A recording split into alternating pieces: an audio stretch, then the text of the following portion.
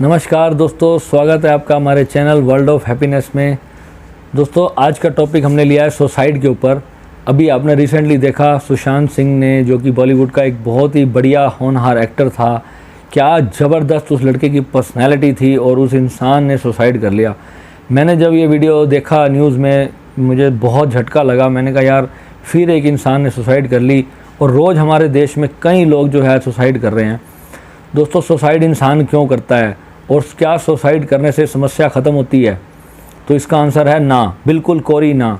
Suicide करने से कभी भी कोई भी समस्या हल नहीं होती। पर क्या अगर हम किसी तरह से किसी को समझा पाएँ तो क्या वो इंसान अपने आप को उस लायक बना लेगा कि वो किसी भी परिस्थिति में सुसाइड ना करे? दोस्तों, सुसाइड एक ऐसी मानसिकता के लोग करते हैं। पहले मैं आपको इस बारे में थोड़ी सी एक जानकारी बताता हूँ।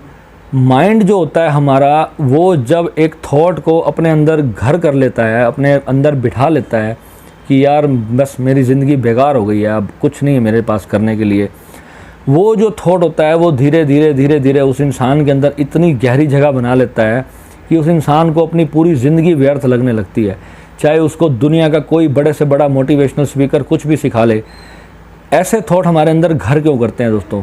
और सुसाइड कौन से लोग करते हैं, पहले हमें ये जानना बहुत ज़रूरी है। दोस्तों, जिस इंसान के अंदर बहुत ज़्यादा गुस्सा हो, या बचपन से जो पेरेंट्स होते हैं जो बच्चों की छोटी छोटी ज़िद्दों को पूरा करते हैं। बच्चे जब ज़िद करते हैं कोई खिलौने को प्राप्त करने के लिए, तो माँ बाप देखते हैं, पहले तो उनको कहते हैं नहीं अभी ये नहीं लेके देना, अभी तो छोटा है। कुछ दिन हम उस बच्चे को टाल मटोल कर सकते हैं, पर जब बच्चा ज़िद्दी हो जाता है, बच्चा कई बार आपने देखा होगा कि सड़क पर लेटने लग जाता है कि मुझे ये खिलौना अभी के अभी चाहिए। तो माँ बाप सबसे बड़ी गलती क्या करते हैं, बच्चे की उस ज़िद में जो है उसको वो खिलौना किसी न किसी तरीके लेके दे देते हैं। चाहे वो उसको अफोर्ड कर सकते हो, चाहे वो नहीं कर सकते हो, चाहे वो कहीं से उधार ला के भी उसको जो है उस बच्चे की जो इच्छा है वो पूरी करते हैं। तो उस वक्त हम बच्चे के अंदर सुसाइड करने जैसी गंभीर चीज़ को करने के लिए एक पहला बीज डालते हैं। वही चीज़ जो है बड़े बड़े होते एक दिन बहुत बड़े वृक्ष का रूप ले लेती है उसके मस्तिष्क के अंदर। दोस्तों, बच्चा एक छोटी सी कॉपी होता है, बिल्कुल एक चिप की तरह होता है, खाली दिमाग होता है, उसको कुछ नहीं पता कि लाइफ क्या है क्या नहीं। बच्चे को जब ये लगने लगता है कि मेरे जिद करने से मुझे ये चीज़ मिल गई, तो बच्चा उस चीज़ को धारण कर लेता है। बच्चा ये जान लेता है कि मैं अगर इस तरीके से रोऊंगा, चीखूंगा, चिल्लाऊंगा या खाना नहीं खाऊंगा तो जो है वो मेरी जिद जो है फटाफट पूरी कर दी जाएगी, मेरे माँ बाप की कमज़ोरी मुझे पता चल गई। तो वो मानसिकता लेकर बच्चा धीरे धीरे बड़ा होता है, और बड़ा होने के बाद वो वैसा ही स्वभाव अपने समाज में भी बना लेता है। माँ बाप तो बच्चे की जिद इसलिए पूरी करते हैं क्योंकि वो उनका खून होता है, उनको दुख होता है हमारा बच्चा दुखी है। इस वजह से माँ बाप बड़े से बड़ी जो चीज़ होती है, इम्पॉसिबल शर्तें भी बच्चे की पूरी करने पे मजबूर हो जाते हैं। पर दोस्तों, क्या वो बच्चा, आप सोच सकते हैं, जब समाज से ऐसी एक्सपेक्टेशन रखने लग जाता है कि समाज भी मेरे लिए वैसा ही करे जैसे मेरे माँ बाप करते हैं, तो उस बच्चे का क्या होगा? तो ऐसे जो बच्चे होते हैं जब वो बड़े हो जाते हैं तो उस समाज में भी उसी तरीके की धारणा लेकर वो चले जाते हैं। फिर हमें जब कंपटीशन फेस करना पड़ता है, जब लाखों लोग हमारी टांग खींचने वाले जब हमें मिलते हैं, तब हमारा जो अंदर से हमें हर्ट होना शुरू होता है, वो बहुत ही भयंकर रूप हमारे अंदर ले लेता है। वो एक बहुत ही बड़ा क्रोध हमारे अंदर बन जाता है और उस चीज़ के अंदर हम पूरी तरह से कैद हो जाते हैं। और कुछ लोग जो होते हैं पहले उसमें उस टेंशन के अंदर नशे को अपनाते हैं, गंभीर रूप से जो नशे करने लग जाते हैं, और वह सोचते हैं कि चल यार अभी तो टेंशन कम हुई। तो इस तरीके से जो है पहले अपनी टेंशन को दूर करना शुरू करते हैं, धीरे धीरे नशा उनको पकड़ने शुरू करता है। नशे के बाद फिर वो और ज़्यादा बड़े नशे और गंभीर सूखे नशे, कोकीन, चरस, गांजे जैसे बड़े बड़े नशे वो करने शुरू कर देते हैं, और उनको लगता है कि मेरा माइंड थोड़ा स्ट्रेस से फ्री होने शुरू हो जाता है। पर ऐसा हो नहीं रहा होता। सबकॉन्शियस माइंड के अंदर आज भी वो चीज़ पड़ी है जो उसकी धारणा बन चुकी है। फिर दोस्तों, जब उसको सच में ऐसा लगता है कि अब मैंने सब कुछ करके देख लिया, मेरी वो चीज़, मेरी वो डिमांड पूरी नहीं की जा रही, तो एक दिन जो होता है इंसान उस व्यक्ति को, मान लो कोई उसका बहुत ही अच्छा खास दोस्त है, उसकी पत्नी है या पति है, वो उसको कोई जिद मनवाने के लिए बोलता है और लगता है कि वो पूरी नहीं करेगा, तो दोस्तों वो उसको एक आधी बार सुसाइड की धमकी देगा पहले कि मैं सुसाइड कर लूँगा अगर तूने मेरी ये चीज़ पूरी ना करी, मैं अपने हाथ कुछ कर लूँगी, या कुछ भी। आपको जो इंसान भी अगर आपका परिवार में अगर आपको धमकी दे रहा है कि मैं सुसाइड कर लूँगा, अगर वो 10-15 बार आपको ये बात कह चुका है, तो दोस्तों उसको आप ध्यान से सुनना शुरू करें। वो इंसान किसी भी समय गलत स्टेप उठा सकता है, उसका जो दिमाग है उसके वश में नहीं है, वो अब अपने थॉट के वश में चल रहा है। तो दोस्तों मेडिटेशन तो बहुत ज़रूरी है हमारी लाइफ के अंदर, और मेडिटेशन करने हम जब अपने थॉट प्रोसेस को हम वॉच करते हैं, तो इसके ऊपर मैं अब जल्दी फटाफट अपने सभी वीडियोस लाऊंगा। और जब हम उस थॉट प्रोसेस को वॉच करते हैं, हमारे अंदर कि कोई दुनिया में ऐसा कोई इंसान नहीं है दोस्तों जिसने कभी ना कभी आत्महत्या करने की ना सोची हो। हर इंसान के मन में जो है एक ना एक बार ये थॉट ज़रूर आ जाता है, यार छोड़, मेरी ज़िंदगी तो बेकार हो गई, अब मर ही जाऊँ तो अच्छा है। दोस्तों ये जो थॉट होता है कई बार तो 2-4% तक ही जा पाता है और वो रुक जाता है, पर जब ये अपने 100% लेवल को छू लेता है तो वो लोग उस समय के लिए 5 मिनट के लिए पूरी तरह से कैप्चर हो जाता है उनका दिमाग, और उसी क्षण में ही उनसे गलती होती है। या तो अपने आप को तेल डाल के आग लगा लेते हैं, या ट्रेन के नीचे लेट जाते हैं, और उसके बाद या कभी वो जहर खा लेते हैं। और ऐसा जब कदम वो उठा बैठते हैं तब उनका जो सबकॉन्शियस माइंड है वो एकदम से झटका खाता है, और उनको तब एहसास होता है कि ये मैंने कितनी बड़ी गलती कर ली। और दोस्तों suicide is not the end, जो मेरे वीडियो का आज का टॉपिक है। अगर आप सोचते हो कि सुसाइड करने के बाद आप उस प्रॉब्लम से हमेशा के लिए फ्री हो गए, तो ये भी आपकी सबसे बड़ी भूल है। दोस्तों हम हैं तो शरीर, यहाँ पर हम शरीर हैं, और हमारे शरीर की ही सब नीड्स हैं, और शरीर के लिए ही तो हम सब चीज़ कर रहे हैं ना। चाहे जो पैसा कमाना चाहते हैं, अपने शरीर को सुख देने के लिए, अपनी लाइफ को खुशहाल बनाने के लिए, हमारे पास बंगला हो, गाड़ी हो, हर सुख सुविधा हो, इसीलिए तो हम इतनी मेहनत करते हैं। और जो आत्मा का सुख है, जो हमारी असली सुख है, वो हमारी आत्मा का सुख होता है, और उसके लिए ही हम काम नहीं करते, उसके लिए हम कुछ भी नहीं करते। दोस्तों जो जड़ है वो आत्मा है। अगर हम आत्मा को सुखी बनाने के लिए काम करेंगे तो हमारे को शरीर को सुखी करने की ज़रूरत ही नहीं है, क्योंकि आत्मा को इतनी ज़्यादा डिमांड्स नहीं है जितनी हमारी शरीर की है। आत्मा को सर्दी गर्मी भी नहीं लगती, ना उसको एसी चाहिए, ना उसको हीटर चाहिए, ना उसको ठंडा पानी चाहिए, ना उसको कोल्ड ड्रिंक चाहिए, उसको कुछ नहीं चाहिए। उसको सिर्फ परम सच्चिदानंद चाहिए। अगर वो ध्यान में उसको वो प्राप्त हो रहा है तो फिर उसको है कुछ और प्राप्त करने की ज़रूरत नहीं है।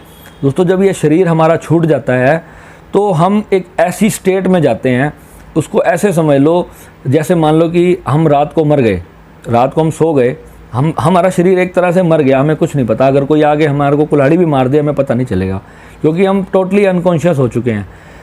मरने के बाद जब हमारा शरीर छूटता है तो एग्जैक्टली यही घटना हमारे साथ घटती है जो रात को हमारे साथ होती है।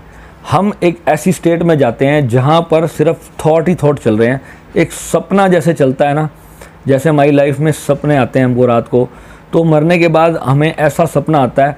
पर रात का जो सपना होता है वो सुबह तक 5-6 बजे तक किसी ना किसी कारण से टूट ही जाएगा, कोई ना कोई हमारा जो सपना है को तोड़ देगा। पर मरने के बाद जो अवस्था होती है वो एक ऐसा सपना होता है जो कभी टूटता ही नहीं है।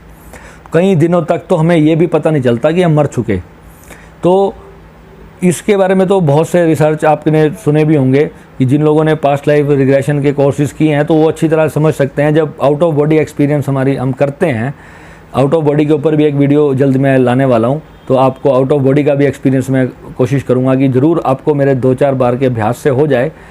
तो दोस्तों जो है ना, उस वक्त जो हम सपने जैसी अवस्था में चले जाते हैं, तो 3-4-5 दिन के बाद जब हम उठने की कोशिश करते हैं, जब हमें लगता है कि यार मैं, जब थोड़ी होश आनी शुरू होती है तो उस समय पता चलता है कि यार अब क्या हुआ।